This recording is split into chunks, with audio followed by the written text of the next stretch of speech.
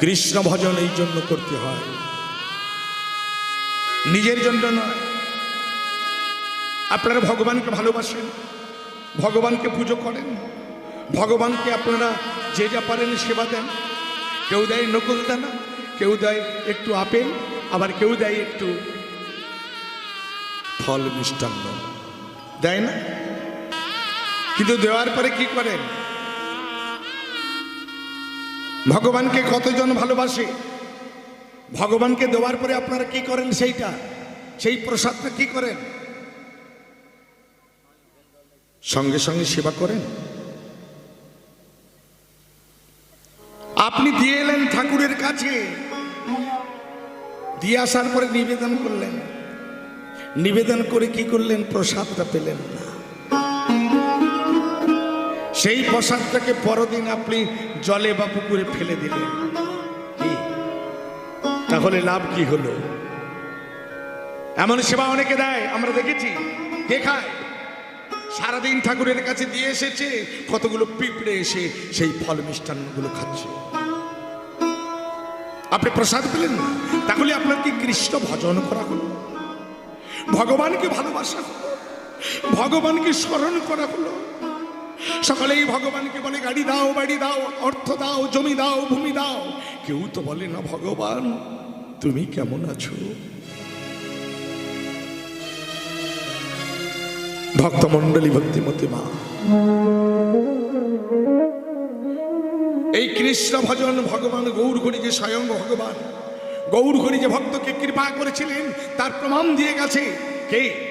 রূপ সনাতন। যায়নি? এই রূপ সনাতন কে ছিল? এই রূপ সনাতন এরা ছিল নবাবের কর্মচারী।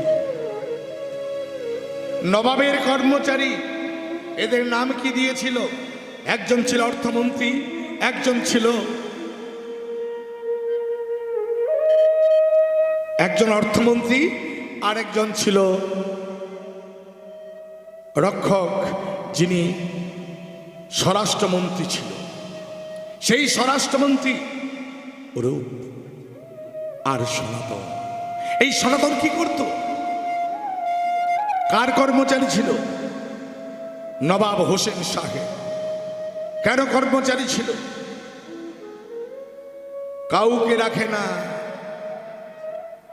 কেবলমাত্র এই দুজনকে নিয়ে রেখেছিল। এদের নাম কি দিয়েছিল আপনারা জানেন? রূপ সনাতনের নাম কি ছিল মা? কি ছিল নাম গো? মুসলমানের কাছে চাকরি করতে হলে মুসলমান হতে হবে।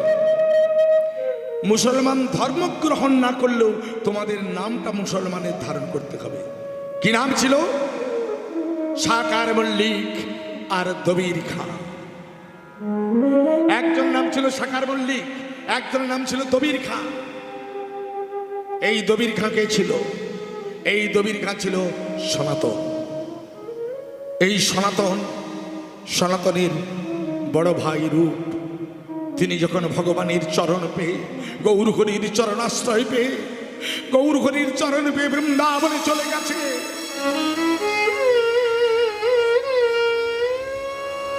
সনাতন মনে ভাবলো আমি কি করব?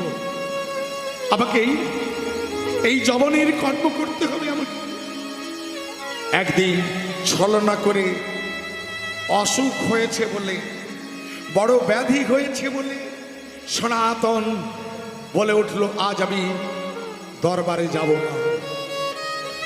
ভক্তমণ্ডলী, ভক্তিমতী মা, ঠিক তখনই নবাব তার একজন বৈদ্যকে পাঠিয়ে বলছে দেখো তো, এই আসতে সনাতনকে দেখো তো, সনাতন আজকে এই আমার এই সভাতে আসছে না কেন?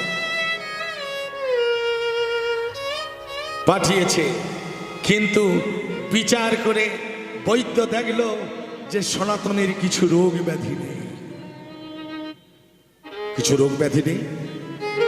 বৈদ্যবার গিয়ে বললো এই যে ভাই রে, বৈদ্যবার গিয়ে বললো নবাব হোসেন শাহ, সনাতনের কোনো ব্যাধি নেই, ও ব্যাধি মুক্ত, তবে ও দরবারে আসছে না কেন? এখুনি ওকে এখনই ওকে কারাগারে নিক্ষেপ করো।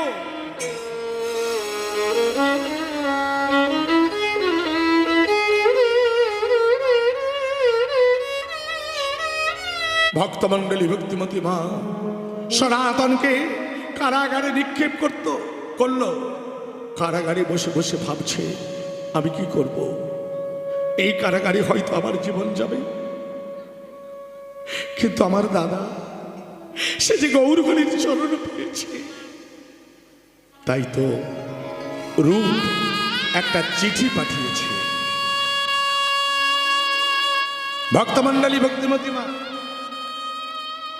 যে চিঠি পাঠিয়েছে বাহকের হাতে, সেই চিঠি সবাই বুঝতে পারবে না। সেই চিঠিতে লেখা ছিল কি? মাত্র 8টা ভাষা।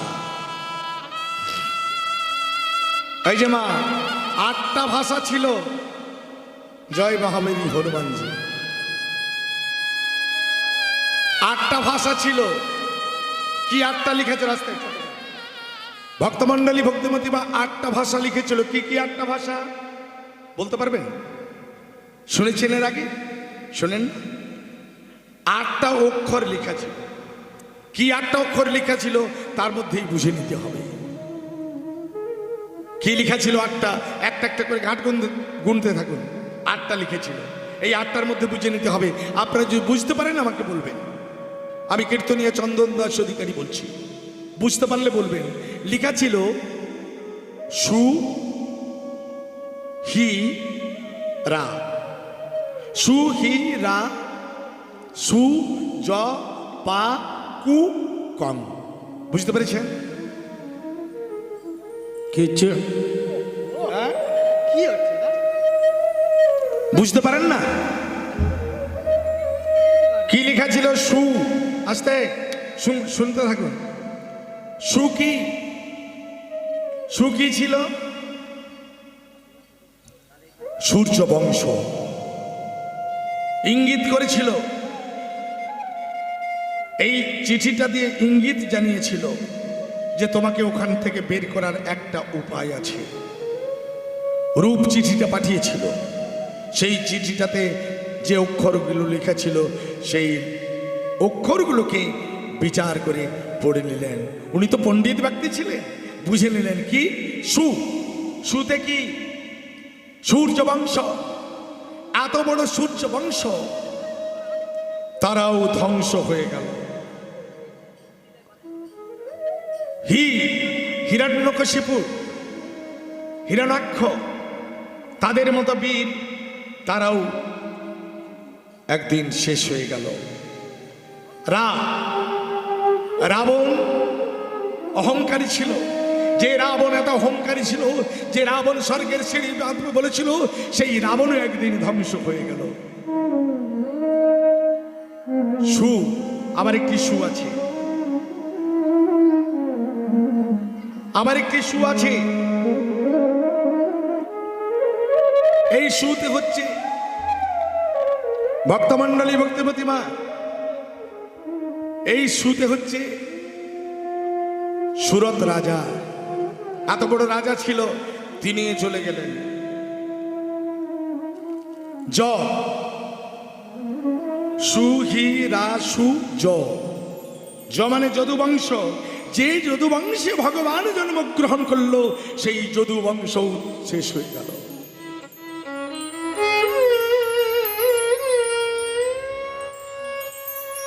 পা, পাতে কে গো? পাতে কে ছিল? পাতে কত পাপী তাপীকে উদ্ধার করল।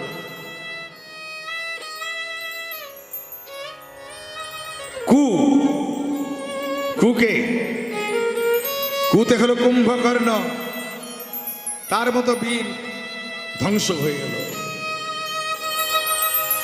কং, কংসের মতো রাজা, এত বড় দুর্বিজয়, এত বড় বিজয়ী রাজা, সেই কংসও ধ্বংস হয়ে গেল। তাই সনাতন মনে ভাবলো, তারা যদি চলে যায়, এই জীবন কার জন্য? এই জীবন ভগবানের জন্য। আমাকে আমাকে যে কোনো উপায়ে ছলনা করে এই কারাগার থেকে বেরোতে হবে। ঠিক তখনই ওই কারাগারে ছিল কারাগার রক্ষক। সেই রক্ষককে বলে উঠলো, সে ছিল মন্ত্রী, তাকে বলে উঠলো, যে রক্ষা করেছিল আস্তে, যে রক্ষা করেছিল তাকে বলল, শোনো, আমি তোমায় অনেক অর্থ দেব। সনাতন বলছে, ওমা, সনাতন বলছে আমি তোমাকে অনেক অর্থ দেবো, তোমাকে আর চাকরি করতে হবে না। তুমি যদি চাকরি ছেড়ে দাও, সারা জীবনে বসে বসে খাবে, তোমার ছেলে মেয়েকে প্রতিপালন করবে। তুমি যদি আমাকে মুক্তি করে দাও। কিন্তু আমি তো মহারাজের নুন খাই, মহারাজের নুন ছাড়া আমি তোমার গুণ গাইতে পারবো না, আমি কি করব? শোনো, তোমায় আমি একটা উপায় বলি, তুমি দরজা খুলে দেবে, আমি চলে যাব। আর আমি যখন চলে যাব, পাশে আছে নদী, আমি নদীতে ঝাঁপ দিয়ে দেবো। আমি ঝাঁপ দিয়ে চলে যাব, তুমি বলবে মহারাজ ও বাথরুম যাবে বলে আমি দরজা খুলেছিলাম। যেই না দরজা খুলেছি, ও গঙ্গায় ঝাঁপ দিয়ে, ও নদীতে ঝাঁপ দিয়ে পালিয়ে গেল, মনে হয় জলের মধ্যে মরে গেছে। কার জন্য? শুধু ভগবানের জন্য, শুধু গৌর হরির নামের জন্য। মন্ত্রিত্ব ছেড়ে দিয়ে, সব কিছু ছেড়ে দিয়ে সনাতন ছুটতে ছুটতে বৃন্দাবনে যাচ্ছে। আর বৃন্দাবনে গিয়ে গৌর হরির চরম তলে আজ ছেড়ে পড়লেন। নিতাই গৌর হরি হরি হরি। ভক্তমণ্ডলী, ভক্তিমতী মা সেই গৌর হরি কৃপা করে তাদের রূপ সনাতন করে দিলেন। একজনের নাম রূপ আর একজনের নাম সনাতন। সেই সনাতন কত গ্রন্থ লিখেছে, সেই সনাতন গৌর হরি সম্পর্কে কত লিখেছে। সেই গৌর হরি আজ বৃন্দাবনে গিয়ে দেখিতে দেখিতে অনুমত চিতে, দেখিতে দেখিতে অনুমত চিতে, প্রভয়ে মোহন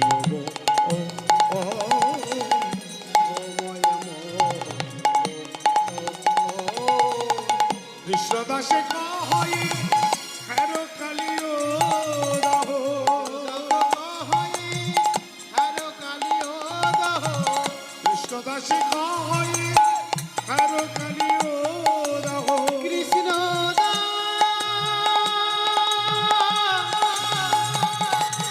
দাই গৌর হরি,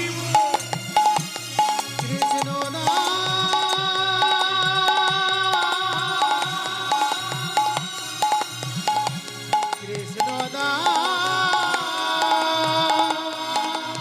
কৃষ্ণদাস,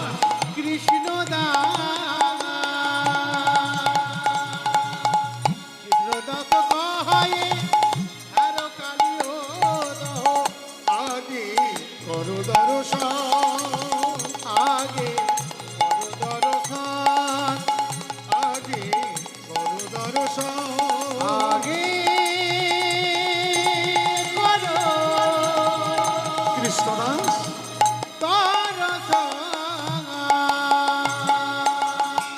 দর্শন করো, আগে দর্শন করো, আগে দর্শন করো, আগে দর্শন করো।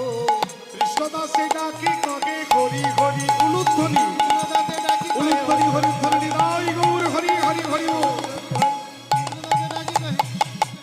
আগে দর্শন করো, আগে দর্শন করো, আগে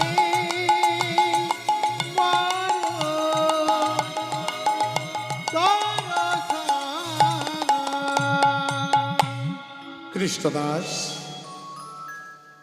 গৌর হরি, কৃষ্ণদাস গৌর হরি, কৃষ্ণদাস।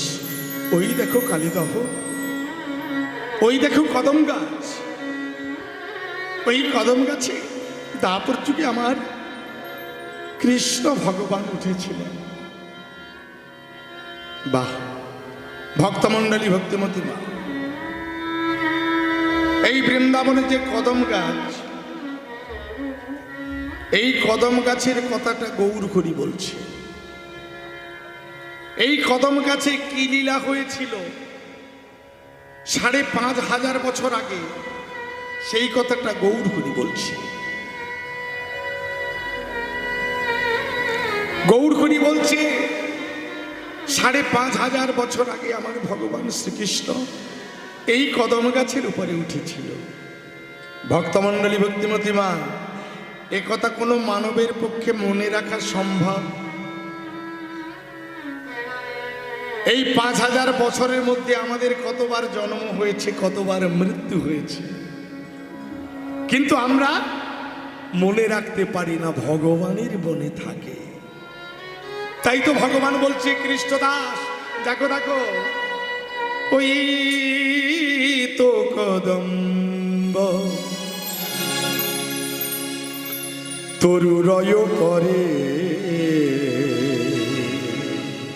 কৃষ্ণদাস চড়িয়া দিলেন ঝা,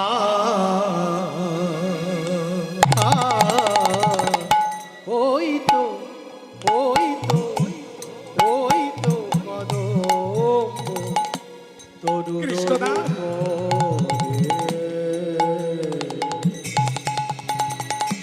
চড়িয়া দিলেন ঝা,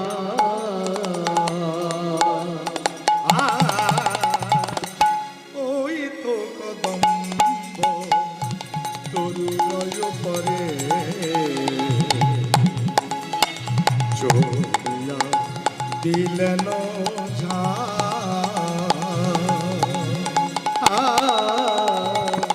ওই তো কদম্ব তরু পরে ঝা। কৃষ্ণদাস হেথা শিশুগণ, কৃষ্ণদাস তাপর যুগে হেথা শিশুগণ কান্দিয়া কুল সুরগণ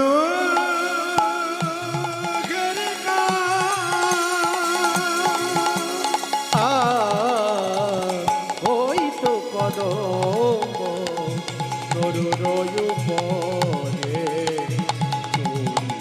দিলেন ঝা। কৃষ্ণদাস চড়িয়া দিলেন ঝা, চড়িয়া দিলেন ঝা,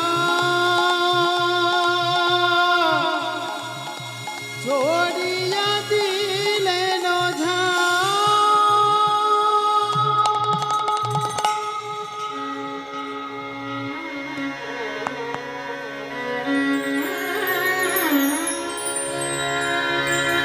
কৃষ্ণদাস, কৃষ্ণদাস তুমি আমাকে ধরো, তুমি আমায় ধরো, তুমি আমায় ধরো কৃষ্ণদাস। ধরতে বললেন কেন? গৌরহরির হলো অষ্টসাত্ত্বিক ভাবের উদয়। গৌরহরিকে এমনি ভগবান বলে না, গৌরহরি এমনি এমনি ভগবান নয়। ভগবান হতে গেলে কতগুলো গুণ থাকতে হয়, যাকে তাকে ভগবান বলা যায় না, যাকে তাকে ভগবান বলবেন না। কি বাবা বলা যায়? যাকে তাকে ভগবান বলা যায় বাবা? অনেকেই তো বলে যে সেই নাকি ভগবান, কেউ বলে রামকৃষ্ণদেব ভগবান, কেউ বলে নাকি লোকনাথ ব্রহ্মচারী ভগবান, কিন্তু আবার কেউ কেউ নাকি বলে অনুকূল চন্দ্র ভগবান, বলে না? বলে তো। কিন্তু ভগবান কি করে হয়? ভগবান কি করে হয়? ভগবান হতে গেলে তার এতগুলো গুণ চাই। ভক্তমণ্ডলী, ভক্তিমতী মা শুনে রাখুন, ভগবান হতে গেলে কি কি গুণ চাই?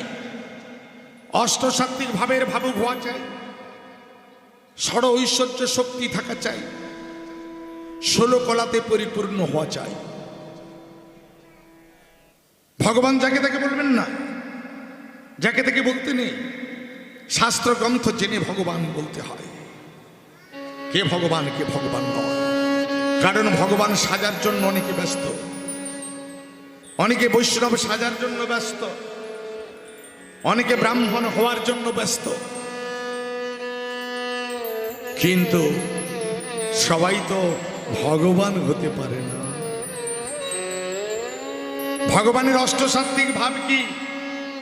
অশ্রু, কম্প, পুলক, শ্বেত, বৈবর্ণ, কুর্ম, স্তম্ভ, সরভঙ্গ, এই 8টা ভাব। ভগবান হতে গেলে অষ্টশক্তির অধিকারী হওয়া চাই। ষড়ৈশ্বর্য কি? ঐশ্বর্যস্য, বীর্যস্য, যশ, শ্রী, জ্ঞান, বৈরাগ্য, এই 6টা ঐশ্বর্য। ভক্তমণ্ডলী, ভক্তিমতী মা, আপনারা বলবেন এই 6টা ঐশ্বর্য আমাদের তো আছে, আপনাদের নেই। আপনি বলবেন আমার 2টো ছেলে আছে, 2টো ছেলের 2টো বাড়ি করে দিয়েছি। যেমন আমরা যে দাদার বাড়িতে আছি, বিচার করুন, ওই দাদার ওখানে একটা বাড়িতে আমরা সকালে এসেছিলাম, আর একটা বাড়িতে বাসা এখন আছি, তাহলে 2টো বাড়ি। আবার বলবে 2টো 4টে গাড়ি আছে, তাহলে বেশি। আবার মোটরসাইকেল আছে, কি আছে না? আবার বলবে অনেক জায়গা আছে, অনেক সোনাদানা আছে, তাহলে তো 6টার বেশি হয়ে যাচ্ছে। তাহলে 6টা ঐশ্বর্য কি কি? এই 6টা ঐশ্বর্য শুনে রাখুন। ঐশ্বর্যস্য, বীর্যস্য, যশ, শ্রী, জ্ঞান, বৈরাগ্য। ঐশ্বর্য কি? এমন একটা ব্রহ্মাণ্ডের মতো কোটি কোটি বিশ্ব ব্রহ্মাণ্ডের মালিক আমার গৌর হরি, ঐশ্বর্য। বীর্য কি? বীর্য হলো বীরত্ব। বীর কয় প্রকার? বীর হলো 4 প্রকার। কি কি 4 প্রকার বীর? এই যে মায়েরা, 4 প্রকার বীর কি কি? মল্লবীর, কর্মবীর, ধর্মবীর, দানবীর। মল্লবীর কাকে বলে? যারা মারামারি করে, যুদ্ধ করে, তাদেরকে বলে মল্লবীর। কর্মবীর কারা? যারা বিশ্বজগতে কর্ম করে নাম নিয়েছে, তারা হলো কর্মবীর। তারা কারা? বিনয় বাদল দীনেশ, ক্ষুদিরাম বসু, মাতঙ্গিনী হাজরা, সুশীল ধারা, বিরসা মুন্ডা আছে না এই ঝাড়খণ্ডে? বিরসা মুন্ডা পার্ক, আমি জানি, প্রোগ্রাম করে গেছি। বিরসা মুন্ডা, এরা হলো বীর, এরা হলো কর্মবীর। কর্ম করে নাম নিয়েছে, যারা দেশকে স্বাধীন করেছিল, তারা হলো কর্মবীর। 3 নম্বর হলো ধর্মবীর, যারা ধর্মের প্রচার করে, তাদেরকে বলে ধর্মবীর। আজকে আপনার বলুন, এই গ্রামে হরিবাসর হচ্ছে কার জন্য?